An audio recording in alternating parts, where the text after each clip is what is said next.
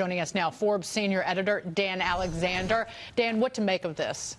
Well, you know, each one of these people has their own story, and you can learn a lot by looking at how somebody made their money. So if you look at Beto O'Rourke, you know, most of it comes from his family. If you look at John Delaney, he's a moderate Democrat. Makes sense. He's made a heck of a lot of money in the business world. So each of them tells their own thing. James?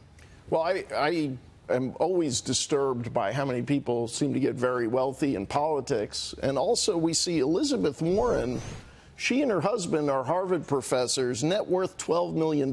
You think about all the tax benefits this institution gets. You think about all the kids piling up debt to go to these schools. It makes you shake your head. $12 million? That's the net worth for a few professors. Yeah, I think that was really surprising, you know, to see her up there toward the top of the list. And one of the other things that was surprising, especially as you look toward the bottom of the list, is how valuable some of these government pensions are, the people who've stayed in government for a while. I mean, you can stay in government for years and, you know, just become a millionaire based on that. So that doesn't happen in most other careers that you might enter, but in government it can.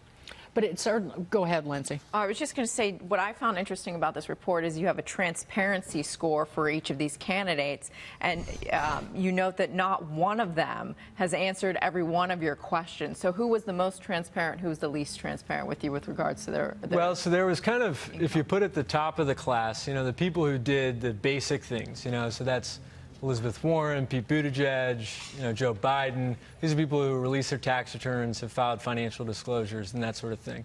But in every one of those cases, we came back to them and said, okay, there's this major question, like for Buttigieg, how much student debt do you have? That's a big thing. You know, all these Democrats are talking about what they're going to do with student debt. So this is a policy that could really affect his personal fortune, and he wouldn't answer it.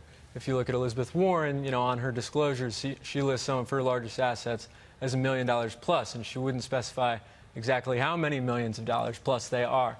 And so, you know, when we started it, I thought that in order to contrast themselves from Trump, a lot of these candidates would try to be as open as possible. And at the end of it, we found that, yes, they were more transparent than Trump about their finances, but none of them were totally open books. Because if you're running on a socialist platform, you can't appear to be the capitalist that you are. Again, it was like Bernie Sanders. He finally makes a buck in his life, and he runs out and buys was it a lake house that was worth well into the six figures. So I'll just point that out. And what's, I think, bothersome is not just Bernie's capitalism, the hypocrisy, but how many of them are getting rich on not capitalism, but taxpayer-favored industries, government and education specifically. Also, you mentioned John Delaney started two public companies, by far the wealthiest, $200 million in net worth, which I think, unlike some of the others, those look like honest dollars that he's earned. But that also suggests he might be able to stay around for a while, unlike some others who are bumping around with low poll ratings, because he's got that ability to self-fund. Well, you see that already. You know, if you look at the amount of money that he's raised and the percentage of it that he's put in personally, it's far higher than the rest of the candidates. And, you know, Donald Trump hasn't put in anything. So he's using his money to put in real money to support his candidacy in ways that nobody else really is.